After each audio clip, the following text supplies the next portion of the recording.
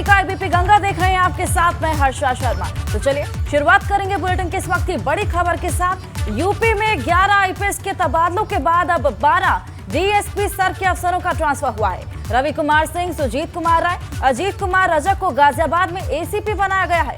वहीं महेश त्यागी, पवन गौतम को गौतम बुद्ध नगर में एसीपी बनाया गया, जबकि सत्य प्रकाश शर्मा को आगरा में एसीपी एलआईयू की जिम्मेदारी दी गई है। इधर सुनील कुमार सिंह को मैनपुरी, नवीन शुक्ला को गोंडा, संतोष कुमार को श्रावस्ती, राजीव द्विवेदी को अलीगढ़ और द्वदन प्रसाद को सोनभद्र में तबादला किया गया है। आपको बता दें, उधर शाहिदा नसरीन को अलीगढ़ की मंडलाधिकारी भी बनाया गया है।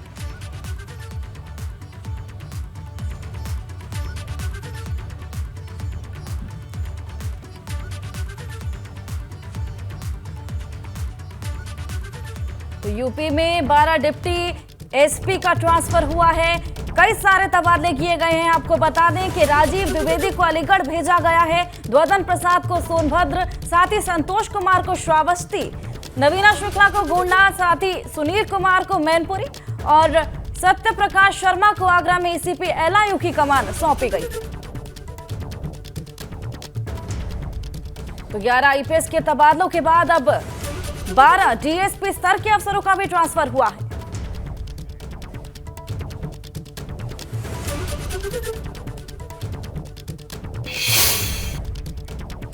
स्वामी प्रसाद मौर्य के सपोर्ट में सपा ने पोस्टर वॉर छेड़ दिया है। सपा एमएलसी स्वामी प्रसाद मौर्य ने रामचरितमानस की जिन पंक्तियों को लेकर बयान दिया था, उसमें शूद्र और नारी दोनों ही शामिल है। सपा कार्यालय के पास का इलाका इन्हीं से जुड़े तमाम होर्डिंग से पटा हुआ है। सपा अध्यक्ष अखिलेश यादव भले ही इस मामले पर चुप्पी साधे हुए हैं, लेकिन उनके रुख का अंदाजा लगने के बाद अब पार्टी के पिछड़े नेताओं के साथ ही महिलाओं ने भी मोर्चा खोल दिया है। पार्टी की तमाम महिला नेता और पूर्व पदाधिकारी इस मुद्दे को लेकर होर्डिंग बनवा रहे हैं, यानी पिछड़ों के साथ महिलाएं भी इस युद्ध में उतर आई हैं। भाजपा को चौतरफा घेरने की कवायद हो रही है। स्वामी प्रसाद मौर्य भी रोज पीसी करके इस मुद्दे को हवा देने में लगे हुए हैं।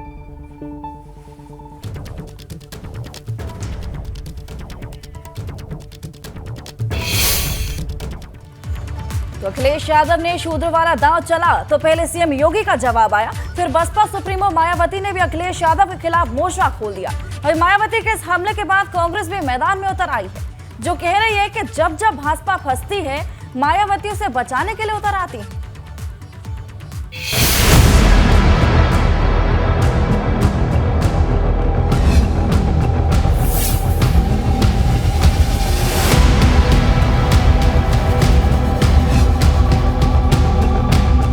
शूद्र वाला युद्ध योगी या माया के विरुद्ध उठा करके समाज के माहौल को खराब करने का कोशिश किया। माया ने दी संविधान की दुहाई, दलित मोर्चे पर खुलकर होगी लड़ाई।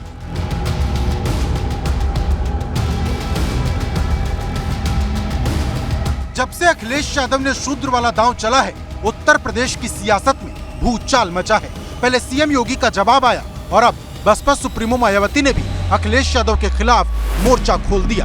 मायावती ने एक नहीं, दो नहीं, बल्कि एक साथ 4 ट्वीट दागकर साफ कर दिया कि अखिलेश की शूद्र वाली लाइन से जितनी तकलीफ भाजपा को नहीं, उससे ज्यादा बसपा को हो रही, क्योंकि मायावती ने अपने हर ट्वीट में सपा पर ही निशाना साधा और शूद्र वाले बयान पर बाबा साहेब और संविधान की दुहाई देते हुए ये कह दिया कि बाबा साहेब ने इन्हें शूद्र नहीं, एससी, एसटी और ओबीसी का नाम दिया था, लेकिन सपा शूद्र कहकर इनका अपमान कर रही।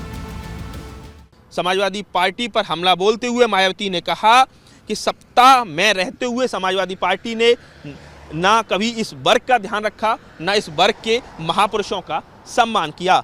इसी बीच मायावती ने अपने ट्वीट के जरिए गेस्ट हाउस कांड का जिक्र करते हुए समाजवादी पार्टी को घेरने की कोशिश की है।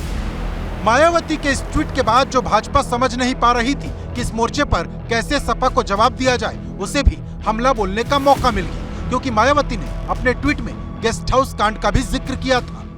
हमारे यहाँ भेदभाव की राजनीति नहीं होती, बांटो और राज्य करो की राजनीति नहीं होती, तुष्टीकरण की राजनीति नहीं होती, सबको सम्मान और सबको स्थान देने की राजनीति होती है। और आज भारतीय जनता पार्टी सबका साथ, सबका विकास करते हुए देश में भी, प्रदेश में भी सरकार बनाने का काम भी किया है। और गेस्ट हाउस कांड का तो आप सब लोगों को पता है, पूरे प्रदेश की जनता जानती है कि किस पार्टी के लोगों ने किया, किस सरकार के समय ये घटनाक्रम दुखद घटना हुई थी। और समाजवादी पार्टी का दलितों के प्रति जिस प्रकार का व्यवहार रहा है, उनका चरित्र रहा, ये पूरा प्रदेश जानता है। जहाँ तक पिछड़े वर्गों से संबंधित विषय है, समाजवादी पार्टी एक परिवारवादी पार्टी है और उस परिवार में भी सैफई के परिवार की भूमिका है। इसके अलावा वो कहीं नहीं आगे बढ़ते। बहन जी का जो कहना है कि ये जो कुछ समाजवादी पार्टी के द्वारा किया जा रहा है, ये केवल वोट बैंक के हिसाब से दलितों को केवल आकर्षित करने के लिए किया जा रहा है, लेकिन वो दलित के पक्ष में कभी नहीं रहे। मैं इस बात से बिल्कुल सहमत हूँ। का समाजवादी पार्टी का इतिहास इस बात का प्रमाण है कि उन्होंने कभी भी कोई दलितों की या इस प्रकार से उपेक्षित वंचित वर्गों की चिंता नहीं की। लेकिन जिस तरह से मायावती ने सपा पर हमला बोला, अखिलेश यादव ने भी तुरंत पलटवार कर मायावती के खिलाफ ये कहते हुए मोर्चा खोल दिया कि जब जब मौका आता है वो खुद जवाब देने की जगह किसी और को आगे कर देती है। उधर कांग्रेस भी ये कहते हुए इस लड़ाई में कूद गई कि जब जब भाजपा फंसती नजर आती है, मायावती उसे बचाने के लिए आगे आ जाती है। बीजेपी की होशियारी हम ही नहीं समझ पाया। बीजेपी होशियार पार्टी है, वो जो जवाब नहीं देना चाहती है कभी कभी दूसरे दलों को आगे करती है। जहाँ तक सवाल संविधान का है, हमने भी 26 तारीख का अगर स्टेटमेंट देखेंगे, 26 जनवरी का गणतंत्र दिवस के दिन ये कहा कि हम समाजवादियों के लिए सबसे बड़ा धर्म अगर कोई है तो हमारा संविधान है। बहन जी ने हमेशा से काम किया है, जब जब भारतीय जनता पार्टी फंसती है बहन जी से उबारने काम करती हैं। जब आज पूरा देश एक मत होकर अडानी भाजपा के गठजोड़ के खिलाफ खड़ा है, बहन जी भारतीय जनता पार्टी के साथ खड़ी होकर उसे बचाने काम कर रही हैं। लेकिन सपा की कोशिश बसपा के साथ साथ भाजपा के खिलाफ शूद्र वाली दीवार खड़ी करने की है, जिसके लिए न सिर्फ अखिलेश यादव बल्कि स्वामी प्रसाद मौर्य भी लगातार झंडा बुलंद किए हुए हैं। अखिलेश यादव जी उत्तर प्रदेश जैसे बड़े प्रदेश के मुख्यमंत्री रहने के बाद कालिदास मार्ग छोड़ते हैं तो उसको भी ऐसे ही धर्म के नौटंकी करने वाले लोगों ने उसको गोमूत्र से धोया, गंगा जल से धोया। क्या गोमूत्र अखिलेश यादव एक्स सीएम से ज्यादा महत्वपूर्ण था? इसीलिए बहन जी इस इतिहास को अगर सही माने में जमीनी हकीकत के तौर पर समझा होता तो शायद इस प्रकार का बयान नहीं देती। दरअसल मायावती को लग रहा है कि सपा अगर शूद्र वाली लाइन पर आगे बढ़ी तो सबसे ज्यादा मुश्किल बसपा को ही होगी, क्योंकि सपा की कोशिश यादव मुस्लिम वोट, दलित और अति पिछड़े वोट को जोड़ने की है। और जिस तरह से मायावती का वोट चुनाव दर चुनाव घट रहा, सबसे बड़ा खतरा उन्हीं पर मंडरा रहा, क्योंकि जैसे जैसे वक्त बीत रहा शूद्र वाला युद्ध महायुद्ध बनता जा रहा। Bureau report, ABP Ganga. मुख्यमंत्री योगी आदित्यनाथ वाराणसी दौरे पर रहेंगे। 2 दिवसीय वाराणसी दौरे में वो G20 बैठक की तैयारी और विकास कार्यों की समीक्षा करेंगे। बैठक करने के साथ ही स्थलीय निरीक्षण भी कर सकते हैं। मुख्यमंत्री टेंट सिटी भी जा सकते हैं। सीएम योगी श्री काशी विश्वनाथ मंदिर में दर्शन पूजन भी करेंगे। कल सीएम योगी रविदास मंदिर भी जाएंगे। तो सीएम योगी का 2 दिवसीय वाराणसी दौरा रहेगा, जिसमें सीएम योगी टेंट सिटी का भी जायजा लेंगे। Allahabad high court bar association के 150वें स्थापना दिवस समारोह में मुख्यमंत्री योगी आदित्यनाथ शामिल हुए। उद्घाटन कार्यक्रम में मुख्यमंत्री ने कई बड़े ऐलान किए। इलाहाबाद हाई कोर्ट परिसर में होने वाले बार एसोसिएशन के 150वें स्थापना दिवस समारोह में सीएम योगी ने प्रयागराज को न्याय की धरती और हाई कोर्ट को अधिवक्ताओं का कुंभ बताया। प्रयागराज न्याय की धरती है, शिक्षा की धरती है और एक अच्छी लॉ यूनिवर्सिटी प्रयागराज की धरती पर होनी ही चाहिए। डॉक्टर राजेंद्र प्रसाद जी के नाम पर वह होनी चाहिए। इस मौके पर मुख्यमंत्री ने लॉ यूनिवर्सिटी को लेकर बड़ा ऐलान भी किया। 2500 एडवोकेट चैम्बर बनाने 10,000 अधिवक्ताओं के बैठने की व्यवस्था वहां पर हो पाएगी। इस ऐतिहासिक मौके पर सीएम योगी आदित्यनाथ ने जिन जिलों में अदालत नहीं है वहां इंटीग्रेटेड कोर्ट बनाने की बात भी कही। लोगों ने जिला मुख्यालयों को भी और कमिश्नरी मुख्यालय को भी इंटीग्रेटेड मुख्यालय बनाने की दिशा में कार्य प्रारंभ किया है। सीएम योगी ने कार्यक्रम का आगाज किया तो शनिवार को समापन समारोह में केंद्रीय कानून मंत्री किरण रिजिजू शिरकत करेंगे। पूरी जमीन पे शांति हो, शांति। बहुत बहुत धन्यवाद। ग्लोबल इन्वेस्टर समिट से पहले सीएम योगी यूपी वालों को एक बड़ी सौगात देंगे। अब यूपी के लोगों को बड़ी राहत मिलने जा रही है। 10 देशों के साथ वीजा को लेकर यूपी सरकार ने करार किया है, जिसके बाद अब इन देशों का वीजा लखनऊ में मिलेगा। अभी तक वीजा के लिए लोगों को दिल्ली जाना पड़ता था। आज मुख्यमंत्री आवास पर इसे लेकर एक कार्यक्रम भी होने वाला है, तो वीजा के लिए दिल्ली जाने की जरूरत नहीं रहेगी। मुख्यमंत्री योगी आदित्यनाथ आज उच्च शिक्षा विभाग की ओर से आयोजित सम्मेलन में शामिल होंगे। यह आयोजन सुबह 10 बजे ताज होटल में होगा। उच्च शिक्षा विभाग की क्या उपलब्धियां रही हैं, किस तरीके से यूपी के तमाम विश्वविद्यालय को नैक रैंकिंग मिली, इस सब विषयों को लेकर सम्मेलन में चर्चा होगी। तमाम शिक्षाविद भी इस चर्चा में शामिल होंगे और अलग अलग विश्वविद्यालय के कुलपति भी इसमें शामिल हैं। मिशन 2024 में भाजपा अपनी बड़ी जीत दर्ज करने की कवायद में जुटी हुई है। इसके लिए भाजपा की नजर युवाओं पर है। हाल ही में भाजपा की राष्ट्रीय और प्रदेश कार्यकारिणी की बैठक में युवाओं को साधने पर मंथन हुआ, जिसके बाद अब युवाओं के बीच पेट बनाने को लेकर रोजगार से जुड़े 2 बड़े कार्यक्रम शुरू किए गए हैं। इन कार्यक्रमों को लेकर सत्ता पक्ष और विपक्ष में बयानबाजी का दौर भी लगातार जारी है। कंपनियों की नौकरी का कोई माने नहीं होता, नौकरी सरकारी होनी चाहिए। आज पूरे देश में 30 लाख पद खाली हैं। इन रिक्त पदों पर सरकार को अभियान चला के सरकारी भर्ती करनी चाहिए। इसलिए आज भाजपा सरकार देश के नौजवानों को बेरोजगारी का दंश झेलने के लिए मजबूर कर रही है। उनकी सरकारी क्षेत्रों की नौकरियां छीन रही है। यहां तक कि जिन सरकारी क्षेत्रों में नौकरियां मिलती हैं, ये सरकार उनको उद्योगपतियों के हाथ बेच रही है। युवाओं को साधने के लिए सरकार प्रदेश भर में रोजगार मेला लगा रही है और इसकी शुरुआत आजमगढ़ में रोजगार मेले से हुई, जिसकी शुरुआत श्रम एवं सेवा योजन मंत्री अनिल राजभर ने की। प्रदेश की सभी 403 विधानसभाओं में रोजगार मेला लगाने की योजना है, जिसका आगाज हो गया है। आजमगढ़ में कैबिनेट मंत्री अनिल राजभर ने मेले का आगाज किया है। मंत्री ने दावा किया है कि सरकार रोजगार को लेकर पूरी तरह कटिबद्ध है। मात्र 100 दिन के अंदर 10,000 लोगों को सरकारी नौकरी से उत्तर प्रदेश की सरकार ने जोड़ दिया था। एक इतिहास बनाने का काम किया था। विपक्ष के पास कोई मुद्दा ही नहीं है। इस दौरान अनिल राजभर ने विपक्ष पर भी करारा हमला बोला है। उन्होंने कहा कि विपक्ष मुद्दों से भटककर जनता को बरगलाने का काम कर रहा है। सदन में बात करें, बाहर बात करें, तो विषय से क्यों हट रहे हैं लोग? 2024 के लोकसभा चुनाव से पहले भाजपा उन सीटों पर फोकस कर रही है जिन सीटों पर भाजपा 2019 में लोकसभा चुनाव में काफी कम अंतर से हारी थी या फिर जीत का अंतर कम रहा था।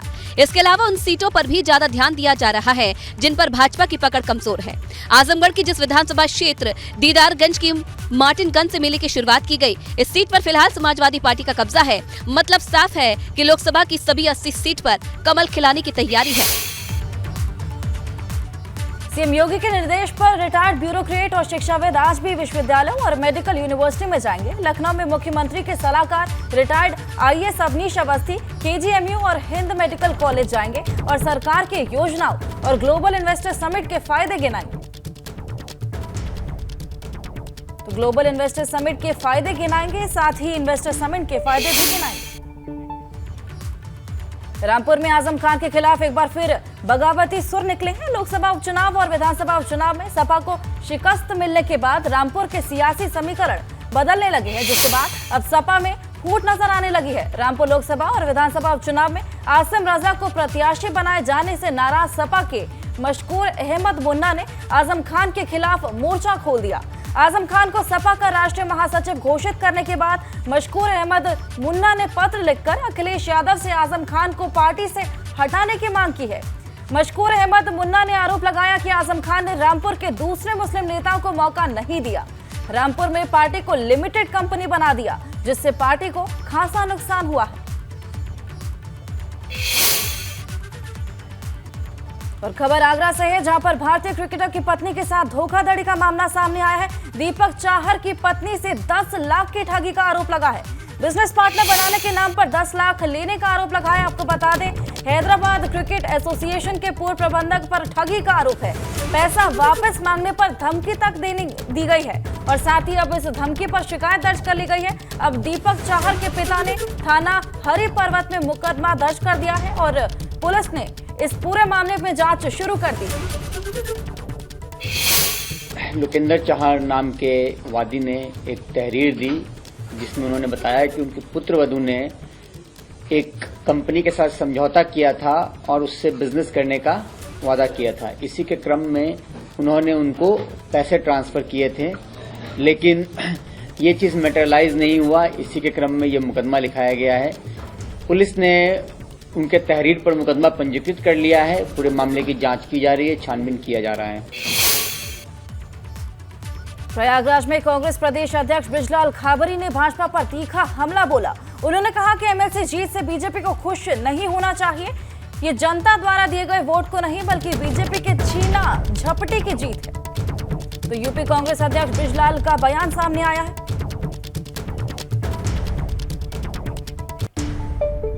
बड़ी उपलब्धि है कि बड़ी मुसीबत में राजनीति के चारों फंडे उपयोग में ला करके ये सीटें जीते। ये खुशी की जीत नहीं है, ये लूट की जीत है। तो दिल्ली में आज जोशीमठ मामले को लेकर राष्ट्रीय आपदा प्रबंधन प्राधिकरण अहम बैठक करने जा रहा है, जिसमें इस पूरे मामले से जुड़ी 8 एजेंसियों के अधिकारी भी शामिल होंगे। 8 एजेंसियां जोशीमठ आपदा को लेकर एनडीएमए को रिपोर्ट सौंप चुकी है। बैठक में सभी एजेंसियों की रिपोर्ट पर चर्चा होगी। उत्तराखंड के मुख्य सचिव एसएस संधू और सचिव आपदा रंजीत सिन्हा वर्चुअली इस बैठक में मौजूद रहेंगे। आपको बता दें, बैठक के बाद प्रभावितों के पुनर्वास सहित दूसरे मुद्दों पर एनडीएमए दिशा निर्देश भी जारी कर सकता है। तो जोशीमठ आपदा को लेकर यह अहम बैठक होने वाली है। दिल्ली में एनडीएमए की बैठक में कई फैसले हो सकते हैं। बैठक के बाद प्रभावितों के पुनर्वास को लेकर चर्चा हो सकती है।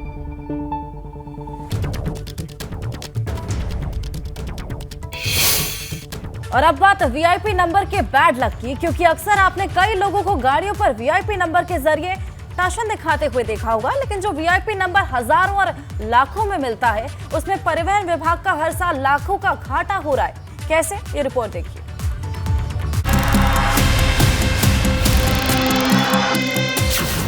वीआईपी नंबर का खेल हर साल हो रहे हैं 1700 नंबर फेल। वीआईपी नंबर का बेड लक आरटीओ लेगा सबक। लग्जरी और टशन दिखाने की ना कोई लिमिट है और ना ही कोई किसी से कम है, क्योंकि कोई चमचमाती गाड़ियों से पहचाना जाता है तो कोई इन चमचमाती गाड़ियों पर लगे वीआईपी नंबर से, क्योंकि जितनी कीमत इन गाड़ियों की होती है उतनी ही कभी कभी इनके नंबर की हो जाती है। इन वीआईपी नंबर से आरटीओ का करोड़ों का कारोबार भी है, क्योंकि लोग जितना ध्यान गाड़ी खरीदते वक्त देते हैं उससे ज्यादा ध्यान इस बात पर देते हैं कि उसका नंबर क्या है, क्योंकि वीआईपी नंबर का खेल इतना बड़ा है कि परिवहन विभाग ने इसकी 1 नहीं 2 नहीं बल्कि 4 कैटेगरी बना रखी है, जिसमें कीमत 2 पहिया वाहनों के लिए जहां 20,000 है तो 4 पहिया वाहनों के लिए लाखों में है। कई बार तो ऐसा होता है कि एक नंबर इतना महंगा हो जाता है जिसकी कीमत कार के बराबर हो जाती है और उतने का ही नंबर होता है। हमारे यहाँ हर सीरीज में 348 वीआईपी या फैंसी नंबर होते हैं और उसके अतिरिक्त नॉन फैंसी नंबर होते हैं। 348 नंबरों में लगातार जो ट्रेंड बना हुआ है, लगभग 250 से लेके 200 नंबरों तक वीआईपी सीरीज लोगों के द्वारा लिए जाते हैं। कुछ नंबर लोगों के द्वारा नहीं लिए जाते हैं, वो सीरीज में वो नंबर खाली हो जाते हैं और नेक्स्ट सीरीज में वो नंबर। लेकिन अब वीआईपी नंबर के इस खेल में परिवहन विभाग को लाखों का चूना लग रहा है, क्योंकि परिवहन विभाग एक सीरीज में सिर्फ 150 से 175 नंबर बेच पाता है, बाकी नंबर बेकार हो जाते हैं, जिसका मतलब हर साल करीब 1500 से 1700 वीआईपी नंबर बेकार हो जाते हैं। हर माह में जो हमने सीरीज चेंज के आकलन के हिसाब से एक जो लगभग हमारे 150 वीआईपी नंबर उस सीरीज के नहीं लिए जाते हैं। साल के लगभग हमारे 900 नंबर 900 से लेकर 1000 नंबरों के बीच में नहीं। अगर बात की जाए प्रति माह की, तो माह में 150 से ज़्यादा ऐसे नंबर हैं जो बिक नहीं पा रहे। कारण है महंगे दामों की वजह से। 348 वीआईपी नंबर हर माह हर सीरीज में निकाले जाते हैं, लेकिन उनमें 150 से 170 तक ही वो नंबर बिक पाते हैं। इसका कारण ये है कि महंगे दाम, यानी कि जो वीआईपी नंबर हैं वो कहीं ना कहीं महंगे हैं। अब परिवहन विभाग को समझ नहीं आ रहा कि हर साल बेकार हो रहे वीआईपी नंबर का वो क्या करे। क्योंकि अगर उसने इसका तोड़ निकाल लिया तो उसे न सिर्फ लाखों का फायदा होगा बल्कि नंबर भी बेकार नहीं होंगे। गाजियाबाद से शक्ति सिंह, एबीपी गंगा।